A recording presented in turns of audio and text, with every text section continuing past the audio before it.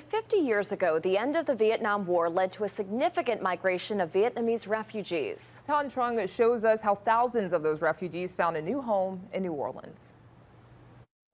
This is his family, the Bynums. Growing up in New Orleans, Saran Bynum says most people assumed she was born and raised here. And she went along. I'm in New Orleans, people would think I'm Creole.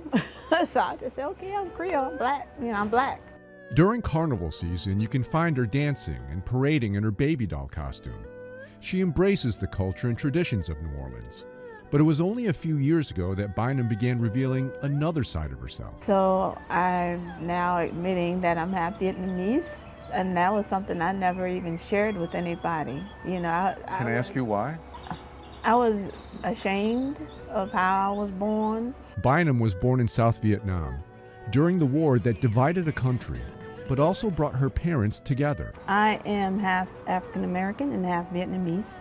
My biological father was a war veteran. Having a relationship with an American soldier was very dangerous. A lot of the Vietnamese women either kept their child and hid in secrecy so that they won't get caught. In my situation, I was abandoned. This is Bynum at an orphanage in the old South Vietnamese capital of Saigon, before it fell under communist control in 1975. The fall of Saigon set off an exodus, sending thousands of Vietnamese refugees scrambling to leave their country. Bynum was one of thousands who eventually came to southeast Louisiana. I'm Cindy Nguyen. I came to New Orleans in 1975. I'm Kim Nguyen. I came in 1984. And I came to New Orleans October 26, 1975. Vinh Tran was only 5 when he and his family escaped Vietnam. Like countless other Vietnamese refugees, the family left by boat with nothing more than the clothes on their back and hope in their hearts. So my dad just headed out, didn't know where to go. So after 2 days, we saw a barge, so we climbed up there.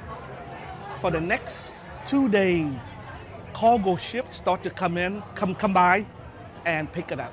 We escaped via boat, so we're the boat people. And that journey was quite long. That I remember. I also remember starving and being hungry.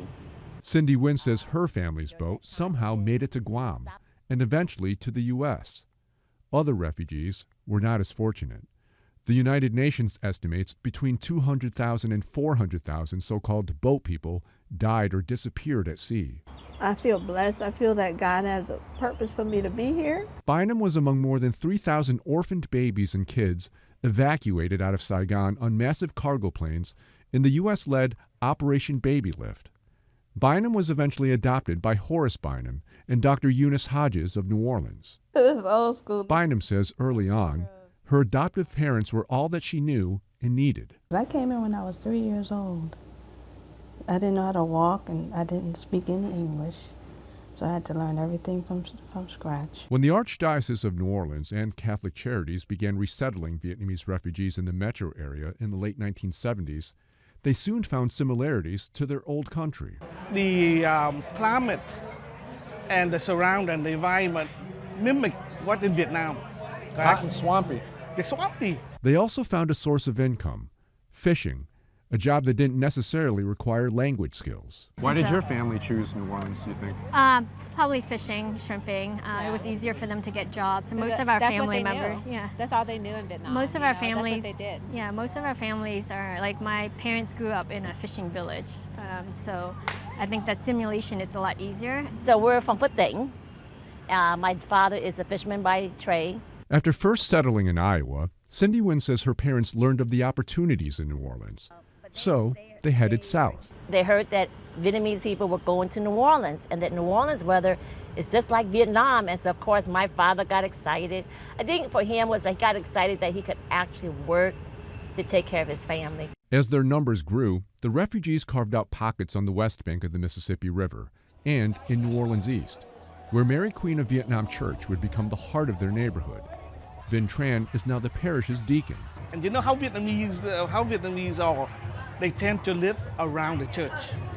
The church was the first building that built in this land, and then all the house here. 50 years after the end of the war, Census data shows the Vietnamese population in the New Orleans metro area tops 19,000, with more than half living in Jefferson Parish. While decades have passed, some refugees like Saran Bynum are still exploring difficult questions from the past.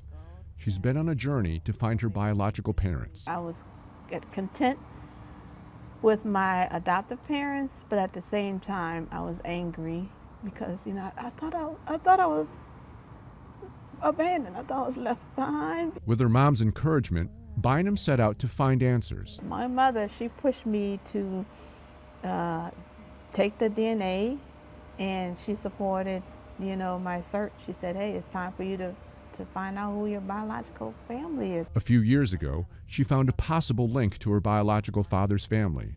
It was a man in Memphis, Tennessee. She reached out to him, asking him to submit DNA. He confirmed that he was my brother and his father is Charles Wesson. This is my biological father. His name is Charles Wesson, and he served in the Army in Vietnam. What was that moment like, finding your father, realizing you finally located him after all these years? It was surreal. I never thought in a million years I would be able to find him. Bynum found her father, but never got to meet him. Charles Wesson passed away in 2016. This is Torbjorn. We call him Toby. Bynum's search uncovered another layer of family. In 2022, her new relatives came to New Orleans to meet her for the first time on her birthday. That was the best year of my life. Like, I never in my wildest dreams think that I would find him. And to find a piece of you, really. To find a piece of me, and that right there meant I had a sense of belonging finally. There's still a missing piece though, her birth mother. I don't know if she's moved on or she misses me. And I hope one day before I die I could meet her or see a picture of her just to see what I look like and who I came from. I want to see her so bad just to know that this is my mom. For all the complexities embedded in the Vietnam War, many of those displaced by it longed for something simple, a sense of belonging. For thousands, they found it here in New Orleans.